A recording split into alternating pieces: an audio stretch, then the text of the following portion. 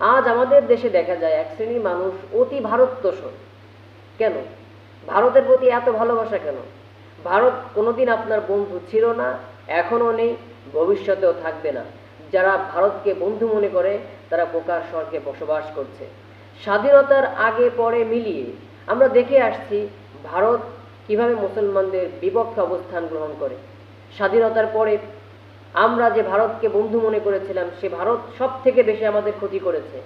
আমাদের দেশের অর্থ সম্পদ সব লুটে নিয়ে গিয়েছে এবং আমাদের দেশে সর্বপ্রথম যে ব্যক্তি গুম হয়েছিলেন তার নাম কি আপনারা জানেন? তিনি হচ্ছেন মেজর জলিল। কেন তিনি গুম হয়েছিলেন?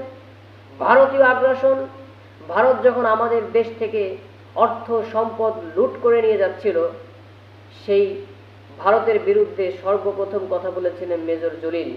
আর এই ভারতীয় আগ্রাসনের বিরুদ্ধে কথা বলার কারণে তাকে গুম হতে হয়েছিল। এরকম অসংখ্য নজির রয়েছে। ভারত বাংলাদেশের সঙ্গে বিদ্বেষ এবং শত্রুতা পোষণ করে। ভারত কখনো আপনাকে বন্ধু মনে করে না। আপনাকে যতটুকু প্রয়োজন ততটুকু ব্যবহার করে, বাকিটুকু আপনাকে আস্থা করে নিক্ষেপ করে এবং ভবিষ্যতে সেটাই করবে। এটাই বাস্তবতা। অতএব ভারতের প্রতি অধিক তোষণ করবেন না। ভারত কখনোই আপনার বন্ধু নয়।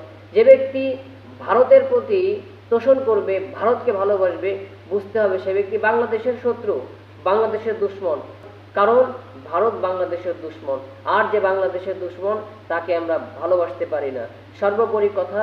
সর্বোপরি কথা হচ্ছে ভারত মুসলমানদের উপরে নির্যাতন করেছে, আমরা এর তীব্র নিন্দা জানাচ্ছি।